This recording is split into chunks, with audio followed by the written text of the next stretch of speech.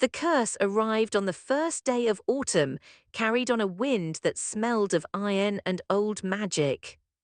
Seraphine Voss had not expected to survive the summoning. Most people who attempted to call a demon of the third circle didn't.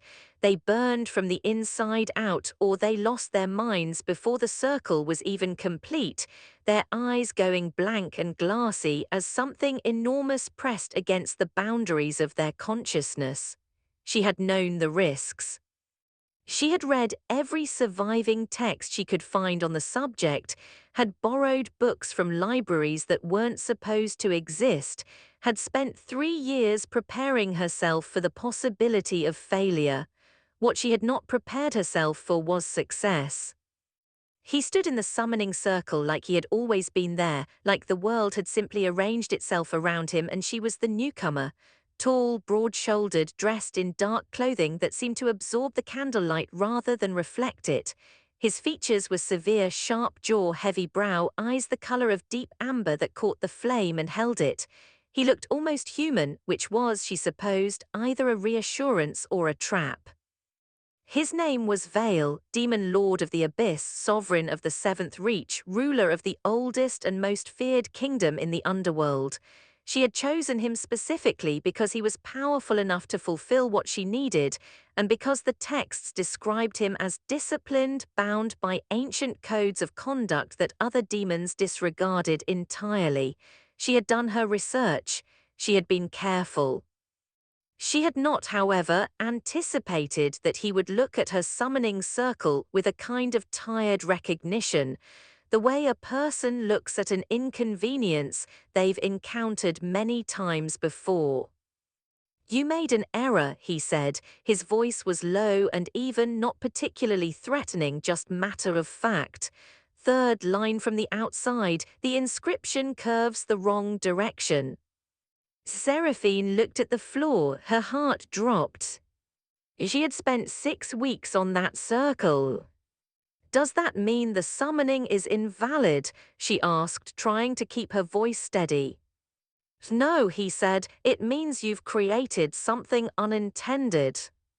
She asked him what that meant, and he explained it to her calmly, almost patiently, the way someone might explain a contract clause they found unfortunate but binding. The incorrect inscription had not simply weakened the circle, it had changed its function entirely. Instead of a standard summoning and dismissal which would have allowed her to state her request, receive his response, and then close the ritual cleanly, it had created a tether. A living thread of curse magic that connected her to him and him to her for a fixed period of time. 100 days. For 100 days they could not be more than a certain distance apart. The curse would enforce this. It would enforce it physically, the way gravity enforces falling, not with threats or warnings, simply with consequence. She had seen what happened to people who fought binding curses. The magic didn't argue with you, it simply made the alternative impossible. She stared at him across the circle. He stared back at her. "I have a kingdom to run," he said finally. "I have a life to live," she replied. He considered this for a moment, and then very slowly he stepped out of the summoning circle. The candles flickered but did not go out. The magic, now transformed into something neither of them had chosen, settled around them both like a second skin, not painful, just present. She felt it at the edges of her awareness, a low hum that she understood instinctively meant stay close. His name, she would learn over the coming days, was not simply Vael in the way that a person's name is simply a sound people use to get their attention.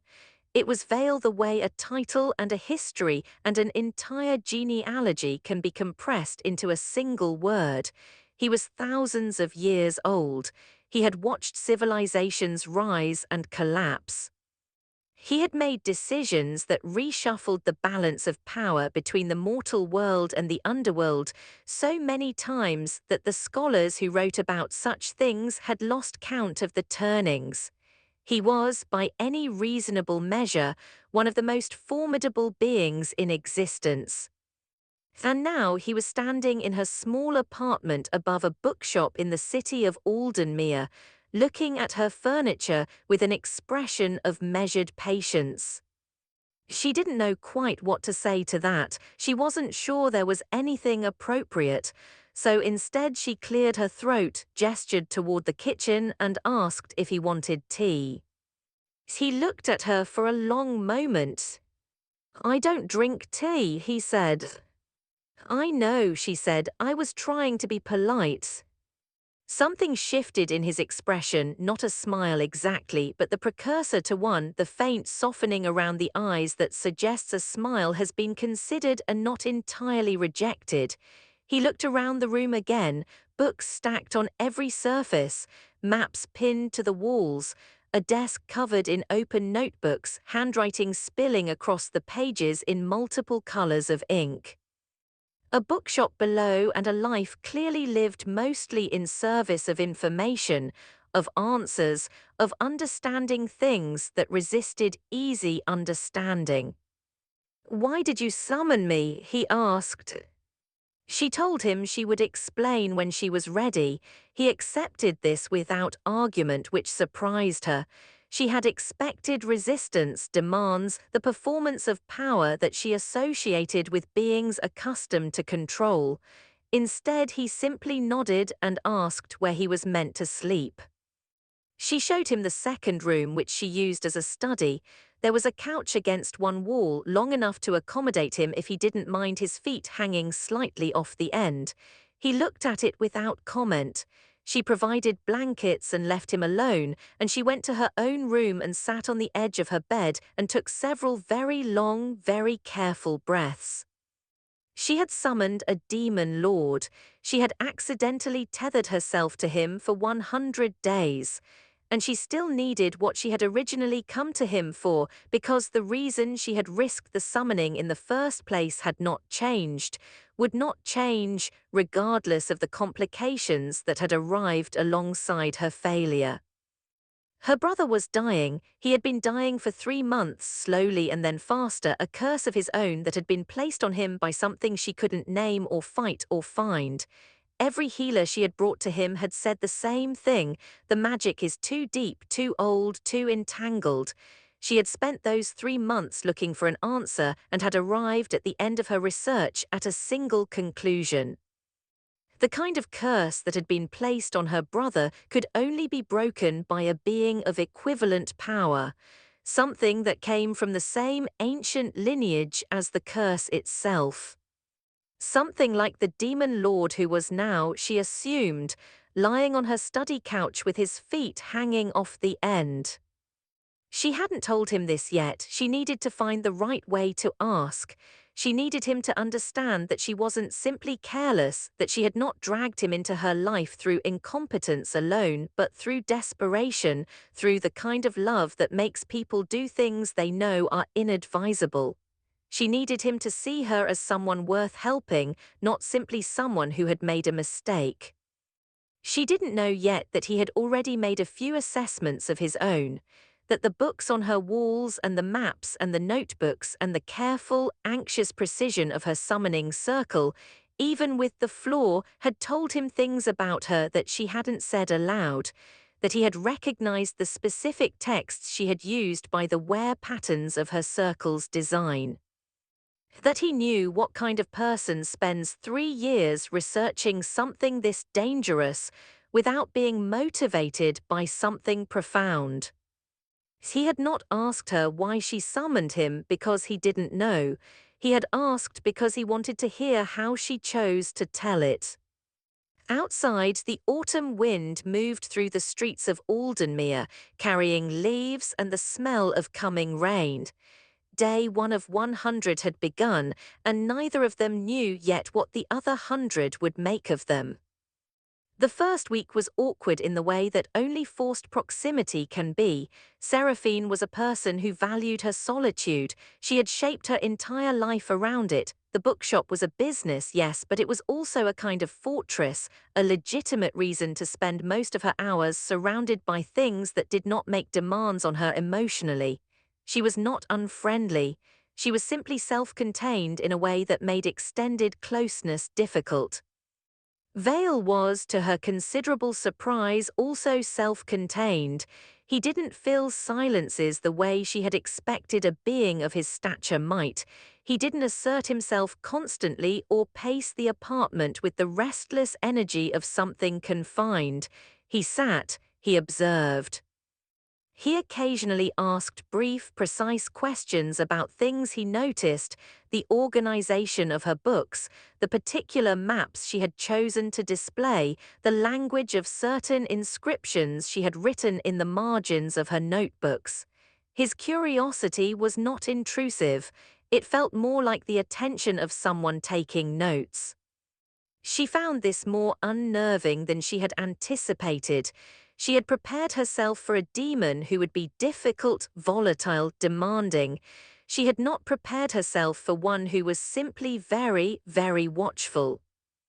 On the fourth day, she came downstairs to open the bookshop and found him already there, standing at the shelves, reading. He had selected a history of the ancient binding wars, a dry, academic text that even she had struggled through, and he was reading it with the focused attention of someone checking facts. She asked him if it was accurate. He said parts of it were. She asked which parts. He told her, and the conversation lasted 2 hours, during which she forgot entirely to open the bookshop. She told him about her brother on the 5th day. She had meant to wait longer to find the perfect framing, but he asked her again, quietly, without pressure, why she had summoned him, and she found that she was tired of carrying it alone. So she told him all of it, the diagnosis, the progression, the months of searching, the narrowing of possibilities until there was only one. He listened without interrupting. When she finished, he was quiet for a long moment. "The curse on your brother," he said. "Describe what it looks like."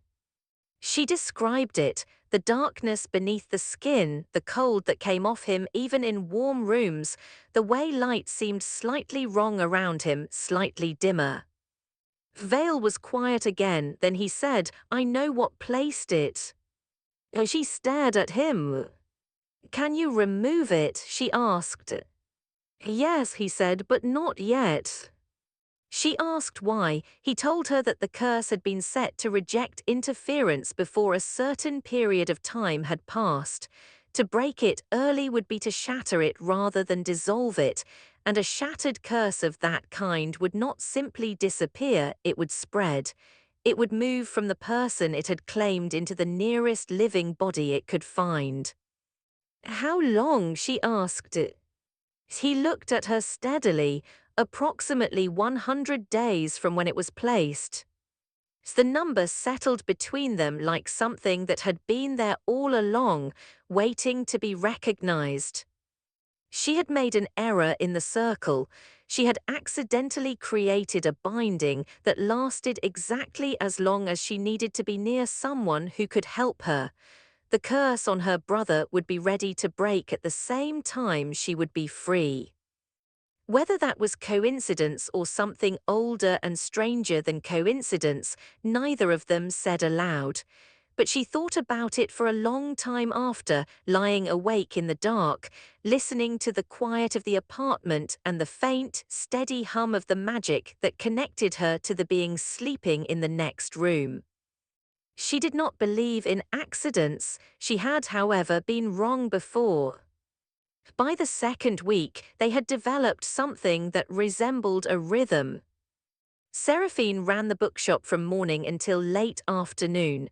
Vael, who could not be far from her, had settled into a habit of occupying the large chair behind the counter that she usually kept for herself, the one with the good lamp and the side table, positioned so that whoever sat in it could see the entire shop without being immediately visible from the door. He read constantly. He was working his way through her shelves in an order she couldn't quite identify, apparently not alphabetical or thematic, but something else, some organizing principle that made sense to him and that she hadn't yet puzzled out. Her customers noticed him, of course. Aldenmere was a city that attracted unusual people, scholars, collectors, magic practitioners of varying degrees of skill, and her bookshop specifically drew the kind of clientele who were accustomed to encountering things that didn't quite fit. Still, Vael was striking in a way that went beyond the usual. People would come in, look at him, and then look at her with a question in their eyes that they were too polite or too cautious to ask. She told the few who inquired that he was an associate, a consultant, someone helping her with a research project. These were not precisely lies. He was not, she discovered, indifferent to the shop or to the people who came into it. He listened to conversations without appearing to, and occasionally he would make a quiet observation after a customer left, sometimes about the book they had chosen, sometimes about their reason for choosing it, which he seemed to intuit with unnerving accuracy. He was not unkind about this. He simply noticed things, the way someone notices weather patterns or the movement of birds, not because they are trying to, but because their nature is oriented toward observation. She asked him once what he did in his kingdom when he was there and not accidentally bound to a human woman above a bookshop. He told her that he governed. She asked what that meant practically on a day-to-day level. He seemed to find the question mildly interesting, as if it hadn't occurred to him that governing had a practical texture. He said there were disputes, always disputes of borders and resources and old grievances, and the specific kind of pride that grows in beings who have existed for a very long time and remember every slight with perfect clarity. He said there were decisions that had to be made when none of the available options were good, only varying degrees of manageable. He said that power, contrary to what people imagined, was not the comfortable thing they hoped for and feared simultaneously. It was mostly weight. She thought about this for several days afterward. She had always imagined power as something clarifying, something that simplified. You were strong enough and the world bent toward what you wanted, and the problems that plagued ordinary people ceased to apply. But the way he described it, power was just another form of obligation, just another set of walls that defined the space you could move in. Different walls, higher walls, walls that no one else could see or acknowledge, but walls. She told him one evening what she had been thinking. He looked at her across the small kitchen table where they had taken to eating dinner. She cooked, something she had not expected to be doing for a demon lord, but he ate whatever she made without comment or complaint, which she found oddly easy to accommodate, and he said that she had understood it correctly.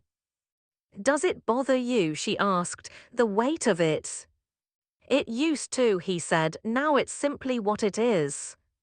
She asked how long it had taken to reach that point. He told her longer than she might want to hear. She said she wanted to hear anyway.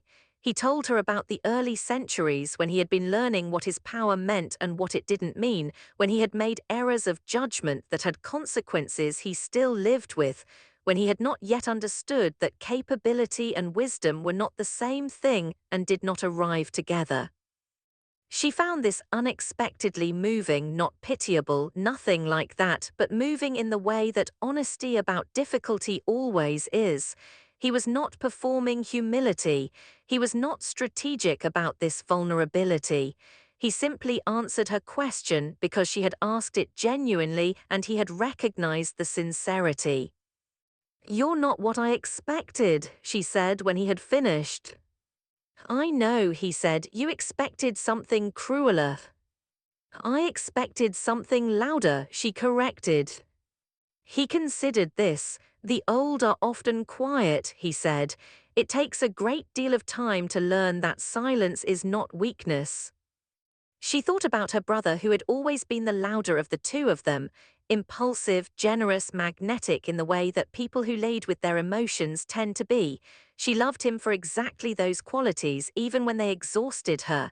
He had gotten himself into trouble, not maliciously, never maliciously, but with the cheerful carelessness of someone who believed that the world was fundamentally well-intentioned toward him.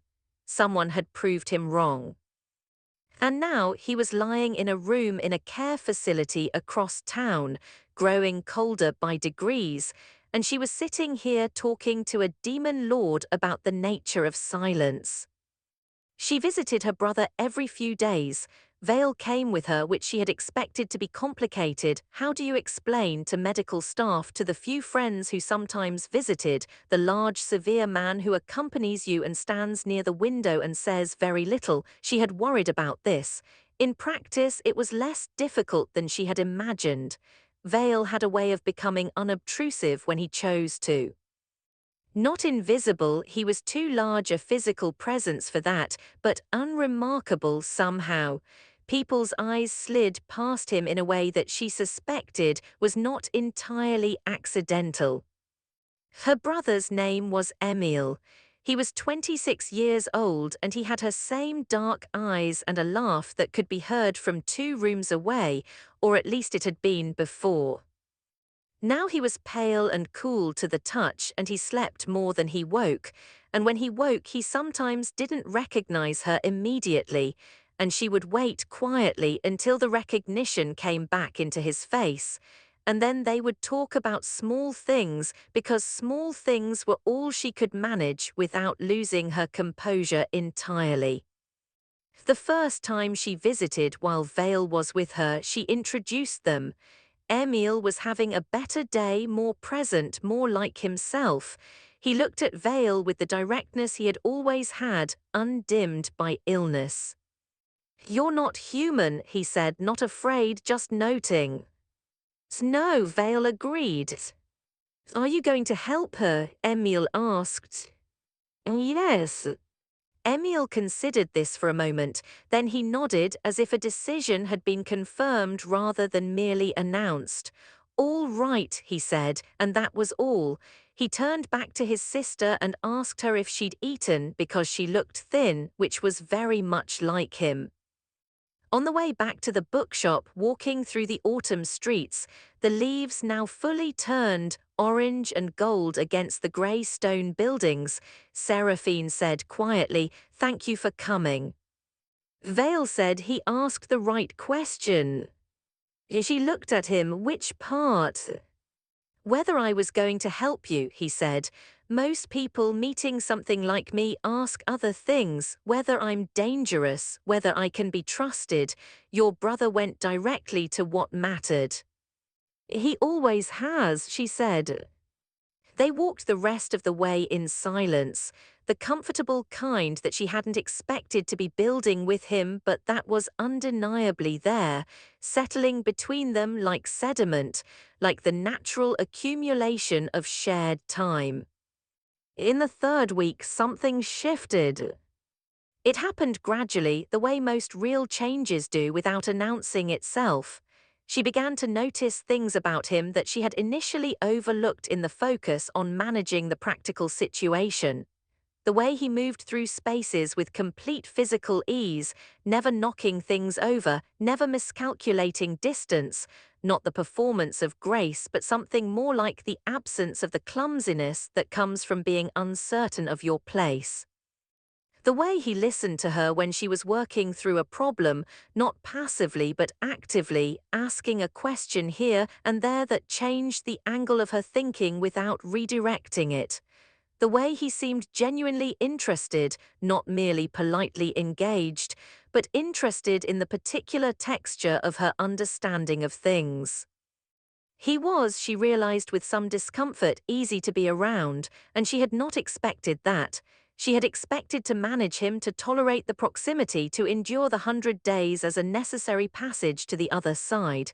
She had not expected to find herself by the 3rd week looking forward to the evenings when the shop was closed and they sat with their respective books and occasionally talked, and the city outside settled into night.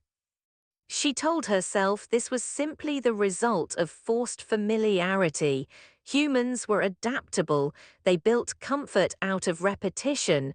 It didn't mean anything beyond that. She was not entirely sure she believed this. He, for his own part, was having thoughts he would not have immediately categorized as thoughts. He was thousands of years old. He had governed and decided and survived things that would have destroyed most beings many times over. He did not, as a rule, find himself surprised by people.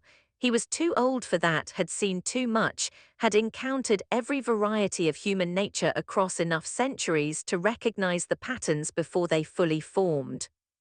And yet, she surprised him, not with dramatic moments or unusual revelations, but consistently in small ways, in the specific way she thought about things, the questions she asked which were never quite the questions he anticipated, the decisions she made which came from a framework he had to reconstruct each time in order to understand, the particular quality of her attention which was serious without being heavy, focused without being rigid. She had come to him through desperation and error, and she was neither ashamed of the desperation nor defensive about the error. She had simply incorporated both into her understanding of the situation and moved forward. He found this quietly and without particular drama admirable.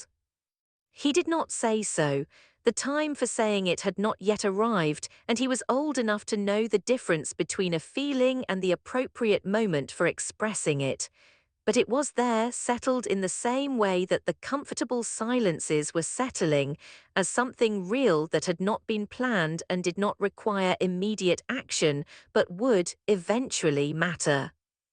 The 32nd day brought the first complication. A man came into the bookshop in the afternoon when Seraphine was helping another customer and Vael was in his usual chair. The man was perhaps 50, well-dressed, carrying himself with the particular confidence of someone accustomed to being given things. He asked for Seraphine by name. He looked at Vael with an expression that was trying to be neutral and not quite succeeding. She finished with her customer and came to him. Vael watched without appearing to.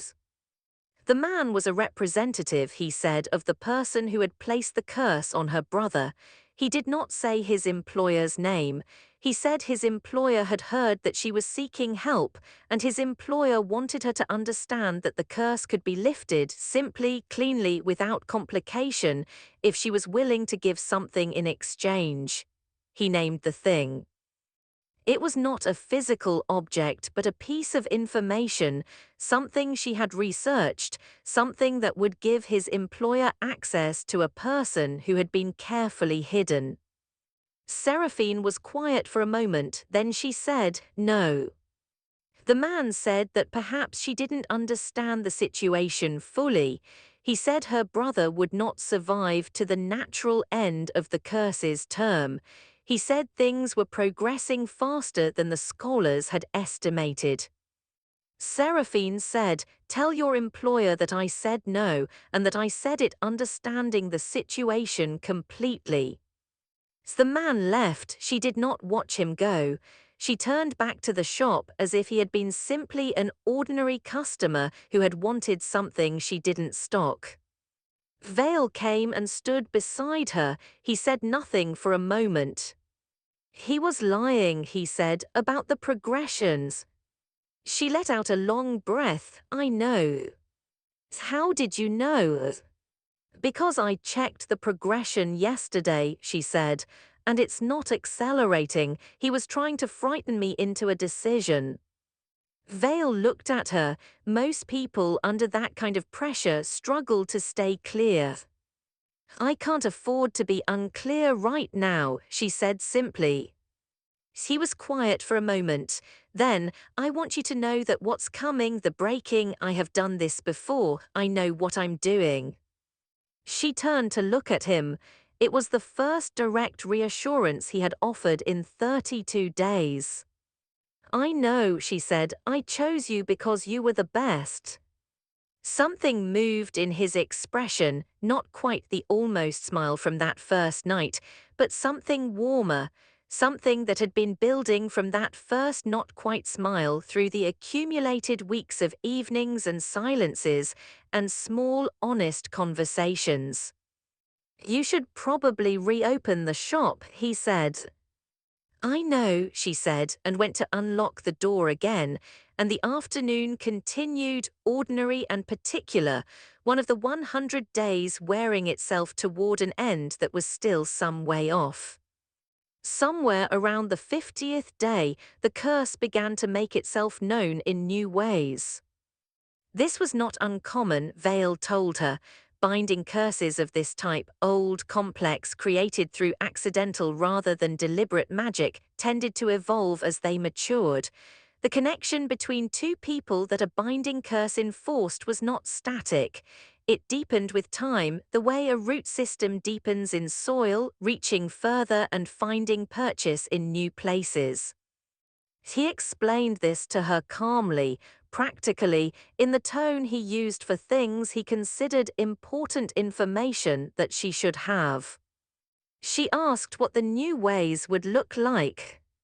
He said heightened awareness, an increasing sensitivity to the other person's state, emotional, physical, circumstantial, not telepathy, not the reading of thoughts, but something more like the attunement that develops between people who have spent a great deal of time in genuine proximity, except accelerated by the magic and more precise. She asked if that was going to be a problem. He said it depended on what they were each carrying.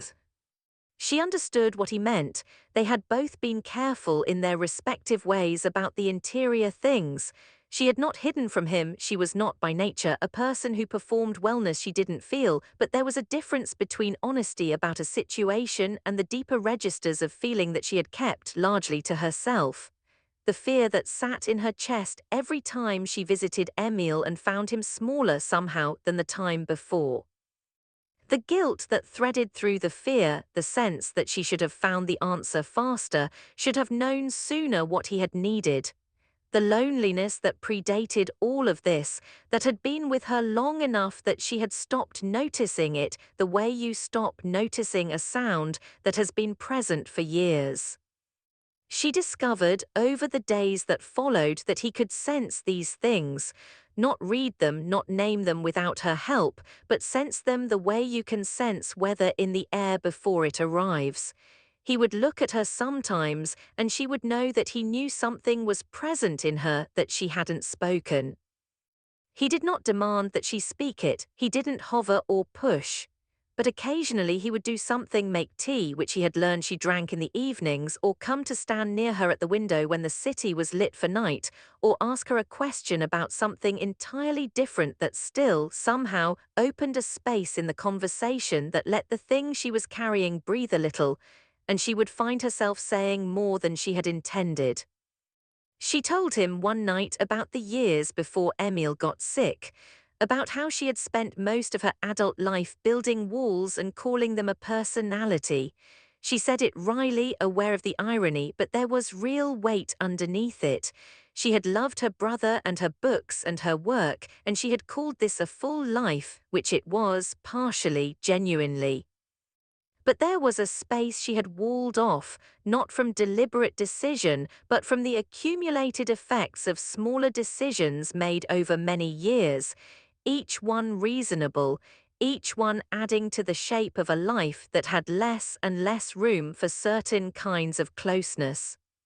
He listened. When she finished, he said, "You're describing something I recognize."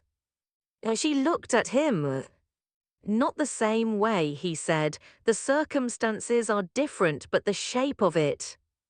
She asked if he wanted to tell her about it. He was quiet for a long moment, not deflecting. She had learned the difference between his silences by now, and this one was the kind that meant he was deciding whether to open something. Finally, he spoke. He told her about the long solitude that comes with significant power and significant age. About how the two things compound each other. Power creates distance, because people don't approach beings of great power the same way they approach equals, and age creates a different kind of distance, because you have watched enough things end that you become careful about what you allow yourself to begin. He said he had not for a very long time had a conversation that felt like the kind they had been having these past weeks. Not because he had been isolated, his kingdom was full of beings, conversations were constant, but because the conversations had been conducted along certain lines, within certain limits, by the unspoken agreement of everyone involved. What lines? She asked. The lines that remind everyone of what they're dealing with, he said.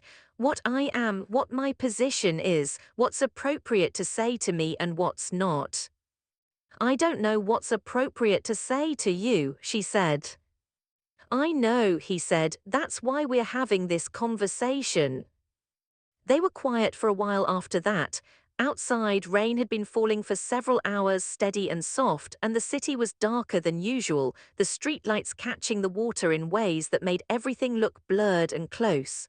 She became aware, sitting there, that the thing she had identified as the curse's increasing attunement was working on her too, not just in the direction of him noticing her, but in her noticing him, the particular texture of his attention. The way he sat, unhurried, as if time was a resource he had enough of, the amber of his eyes in lamplight.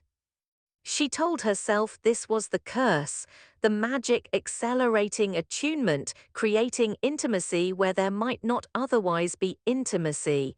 She was rational enough to name the mechanism. She was honest enough to admit to herself in the quiet of her own thoughts that the mechanism was not the whole of it. The 58th day brought a letter from the person who had cursed her brother.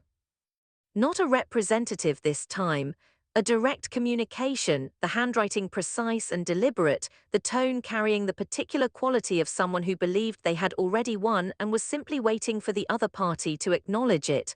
The letter said that the deadline she thought she was working toward was a fiction. It said that the curse on her brother could not be broken from the outside by a third party, that it was designed specifically to resist exactly the kind of intervention she had arranged. It said that the only way to dissolve the curse was through the original caster, meaning them, and that their terms had not changed. She read it twice, then she put it on the table and looked at it. Vael read it without being asked. He looked up at her. How much of that is true? She asked. The handwriting tells me who wrote it, he said. I know who this is. And she asked, and they're not wrong that the curse is designed to resist outside intervention, he said. They are wrong that it cannot be broken from the outside. There is a way, but they don't know I'm involved. They know you sought a demon lord, but they don't know which one. She understood then, whoever had placed the curse on Emil had anticipated many things. They had anticipated that she would search for help. They had perhaps even anticipated that she would attempt a summoning. But they had not anticipated him specifically, had not known that she would find in her research the particular information that led her to choose him over any other being she might have called. You've broken curses like this before, she said. It wasn't a question.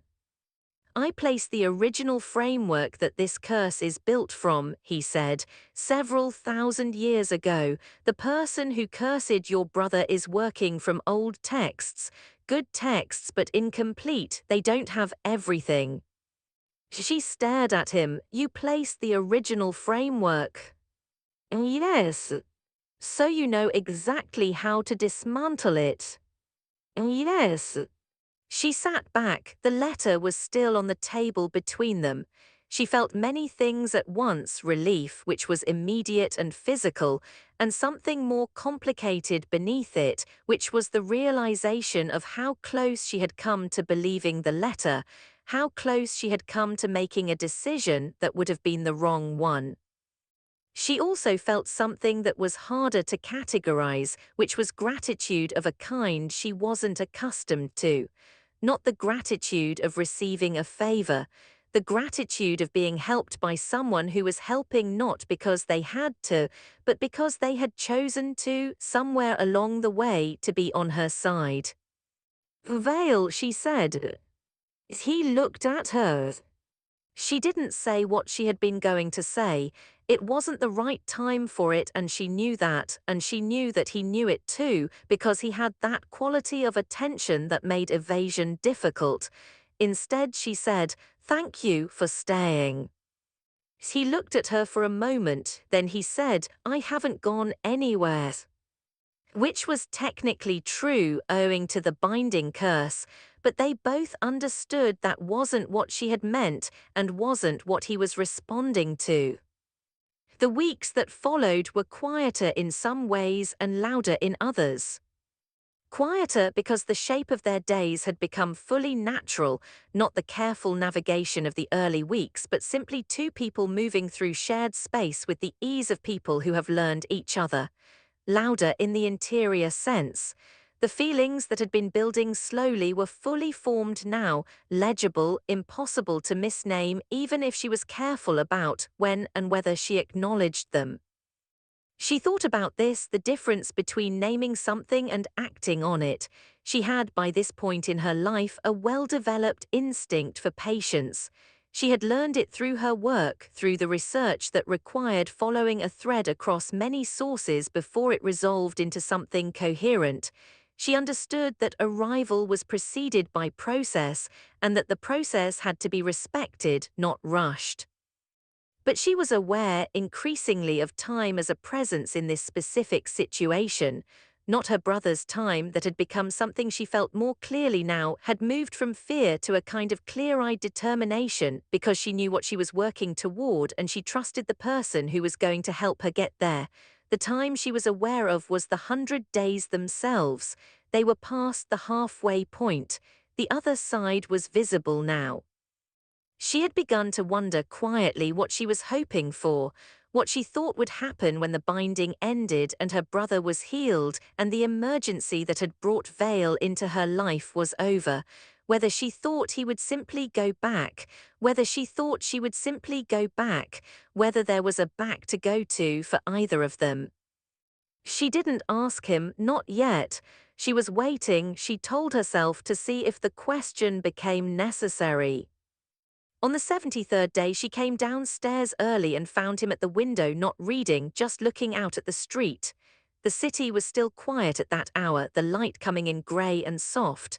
He heard her come in but didn't turn right away, and she saw him in profile in that particular light and thought, with the clarity that comes in early mornings before the day has filled with its usual noise, that she had not been prepared for him.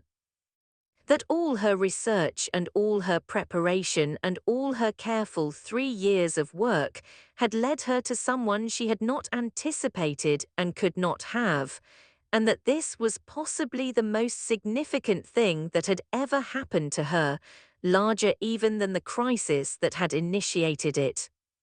He turned then and looked at her, and she wondered if the attunement of the curse was working, if he could sense what she was thinking in the way that he sensed her fear or her exhaustion or her particular quality of quiet.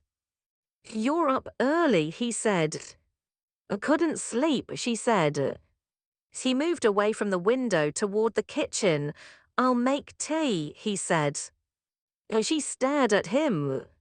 He looked back. "I've learned," he said mildly.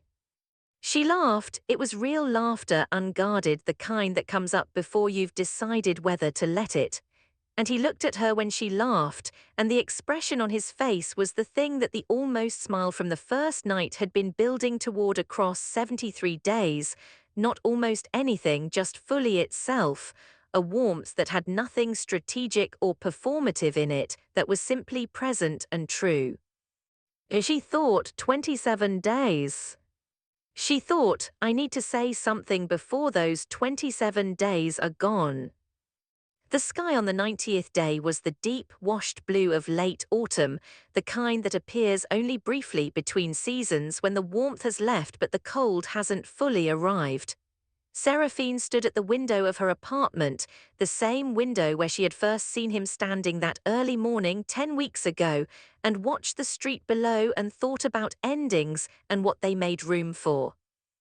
She had been doing this more often lately, not with dread which had surprised her. She had expected the approaching end of the 100 days to create a particular kind of anxiety, the countdown quality, the narrowing sense of time, and instead it had created something more like clarity. As if the known limit of the binding had sharpened everything inside it, made it more distinct, the way a clear day makes the edges of things more visible. She had said things to him in the past weeks that she had not said to many people. He had said things in return that she suspected he had not said to many people either, and the mutuality of this was something she returned to often, turning it over, examining it from different angles the way you examine something you've found that you don't yet have a name for. She had not told him what she felt.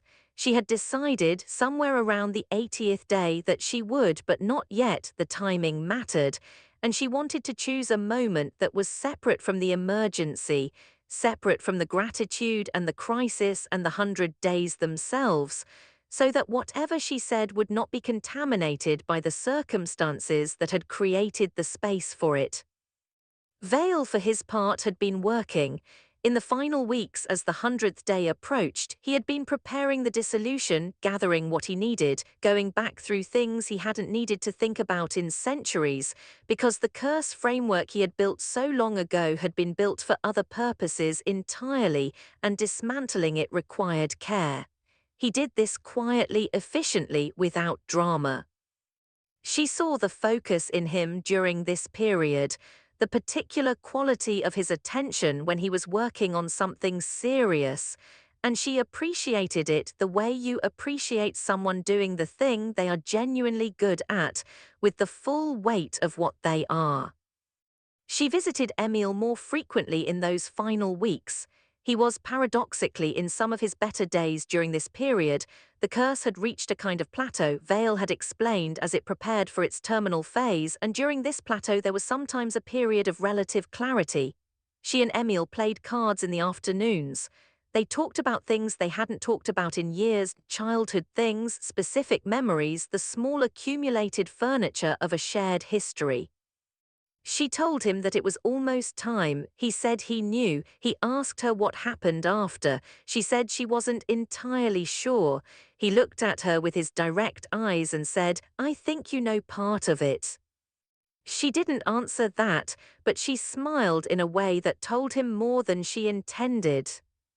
On the 96th day, Vael told her it was ready. They went together to the care facility, the three of them or the two of them going to the one of them, the way they had been going throughout the 100 days, the visit having become one of the rhythms of their shared time. But this visit was different in its texture, and everyone in the room understood it to be different without anyone saying so. Emil was sitting up when they arrived. He looked at Vael, who had come to stand beside the bed, and said, "Is this it?" "Yes," Vael said. Emil nodded.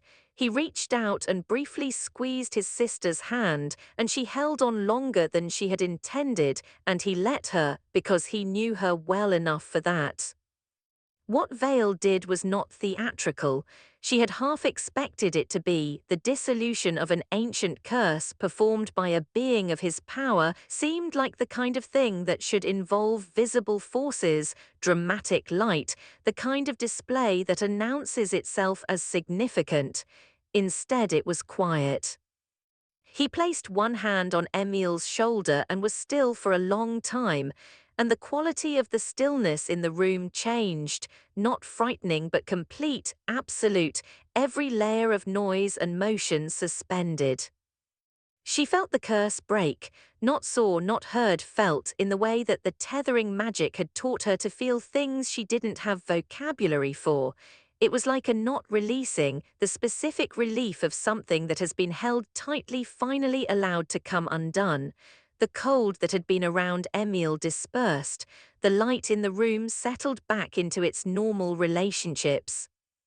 Her brother inhaled sharply, then exhaled, and the color that returned to his face in that moment was something she had not let herself hope for in months. She said his name, he said hers. He sounded like himself, fully, completely, in the way that he had not sounded for a very long time. She pressed her forehead to his and did not try to manage what she was feeling, because there was too much of it and it was too legitimate, and Emil, more than anyone, had earned her honest response.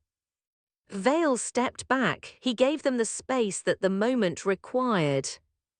Later, when she stood in the corridor outside her brother's room, she found him waiting for her without having arranged it. She leaned her back against the wall and let herself feel very tired for a moment, the good kind. The kind that comes when you've carried something heavy for a long time and you've been allowed to put it down. "How do you feel?" he asked. "Like myself," she said. "The version of myself from before this all started, and also completely different." He considered this. "That sounds accurate." She looked at him. The corridor light was the institutional kind, not kind to anyone, but he looked the same as he always did, settled, steady, the amber of his eyes warm in a way that had nothing to do with the fluorescent light overhead. "4 days," she said. "Yes," he said. She pushed off the wall. They walked back through the facility and out into the afternoon, and the city received them the way the city always did, indifferent and full of its own motion. And she thought about the 96 days behind them and the 4 ahead, and what she intended to do with those 4. She told him on the 98th day. She had thought about how to say it for a long time. She had considered and rejected many approaches, too formal, too casual, too much the product of the anxiety of timing. In the end, she said it the way she said most things, plainly, having thought it through, standing in the kitchen in the afternoon, because that was where they happened to be. She said, "I need to tell you something before the days run out, so that it can be separate from the curse and from the emergency, so that you know I'm saying it because I mean it." He turned from the window where he had been standing. He looked at her. She said, "I've been building something these past 100 days that I didn't expect to build, and I don't want to lose it. I don't want to lose you. I don't know what that looks like, given everything that you are and everything that I am, and the fact that you have a kingdom and I have a bookshop. But I wanted you to know that the possibility of figuring it out is something I want if you do." He was quiet for a moment. She didn't look away because she had decided she wouldn't, because looking away felt like a hedge against the thing she was trying to say without hedges. He said, "I've been considering how to say something similar for about 30 days. She looked at him. "Why didn't you?" "I was waiting for you," he said. "Why?" "Because you had more to lose if it went wrong," he said. "I wanted you to be the one to decide when we were here." She thought about this. It was, she thought, exactly like him, the consideration of another person's position before his own, the patience of someone who understood that timing mattered. The quality that she had initially misread as detachment but had come to understand was something else entirely. Genuine care expressed through restraint, through the refusal to make things easier for himself at the cost of making them harder for someone else. "It's a significant complication," she said, "logistically." "Yes," he said. "I don't even know what the practical shape of it would look like," she said. "Neither do I," he said, "but I've governed for several thousand years. I have a reasonable tolerance for complex logistics." She smiled. He looked at her when she smiled, that full, warm expression that was nothing like the almost smile from day one, except in that it had grown from it, that it had been this all along, only needing time and proximity to arrive at itself. She said, "We should probably have a very long conversation about this." "So we probably should," he agreed. "Tomorrow," she said, "we have 2 days." 2 days, he said. They spent the rest of the afternoon the way they had spent many afternoons, in the shop with their respective books, the comfortable silence between them that was now full rather than simply quiet, freighted with everything that had been said and was going to be said, everything that had grown from an accidental inscription in a chalk circle into something neither of them had planned and both of them recognized as real. So on the 100th day, she woke early. She lay in her room and listened to the quiet of the apartment and thought about how much had changed since the first day of autumn, when she had stood in a chalk circle and watched a demon lord appear with the look of someone who had seen this particular inconvenience before. She had been so afraid that night, not of him exactly, but of the scale of what she was attempting, the distance between what she needed and what she had, the possibility that she had come all this way and prepared all this carefully, and it would still not be enough. She thought about her brother waking up in the care facility across the city, the color back in his face, the warmth back in his hands. She thought about the conversations she and Vael had had the day before, long, honest, sometimes funny, sometimes genuinely difficult in the way that important conversations are when two people are being real with each other about the obstacles and the distances and the things they can't know yet. They had not resolved everything. There was no clean resolution to offer the situation they were in, but they had agreed on the only thing that mattered to agree on at this stage, that they were going to find out, together, whatever that required. She got up, she went downstairs. She unlocked the bookshop and turned the sign and stepped out for a moment into the morning air, which was cold now, properly cold, winter finally asserting itself over autumn's long, beautiful resistance. She could feel the binding curse for the last time, the familiar low hum that had been the constant background note of the past 100 days, the presence of it in her awareness like a second heartbeat. She had grown so used to it that she had stopped thinking of it as external, had stopped thinking of it as a curse at all, had started to think of it simply as the fact of him, the way you feel the presence of someone important not because there is magic connecting you, but because they have become part of the landscape of your life. At midnight or sometime close to midnight, the exact moment impossible to pinpoint from the inside, the binding would release. The magic would complete its term. Whatever they were to each other after that, they would be it without the tether, without the accident, without the error in the circle that had started all of this. She had thought in the early days that she would feel relief when it was over. She had thought she would feel the freedom of it.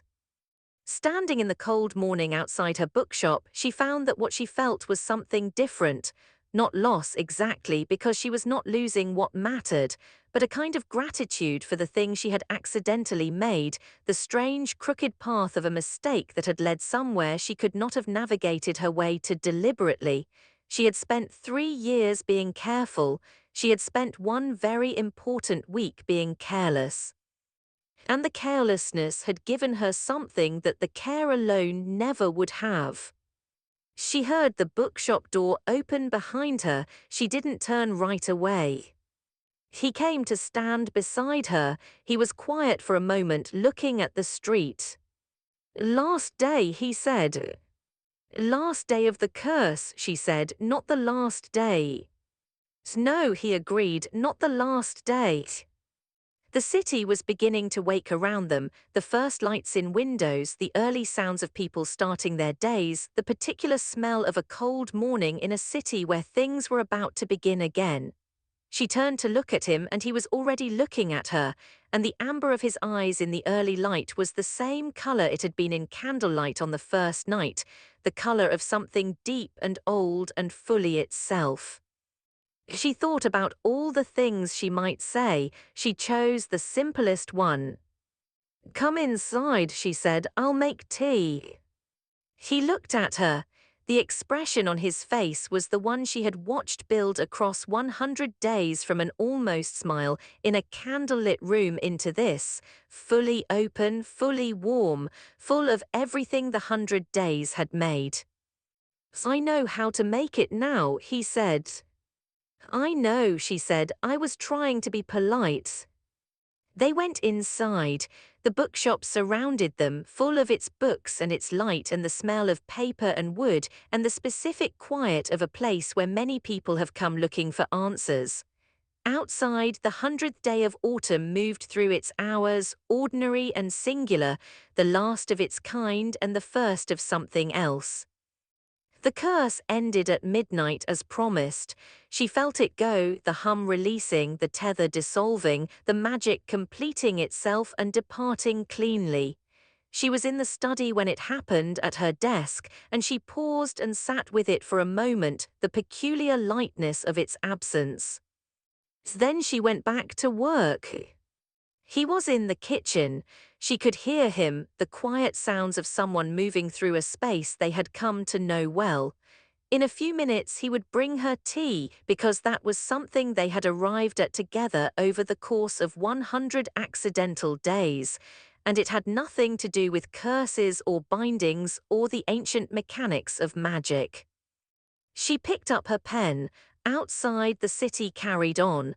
The bookshop waited for morning, and the thing that had begun in error and continued in proximity and arrived, gradually, in the way that real things do, at something true that continued too, beyond the 100 days, into whatever came next.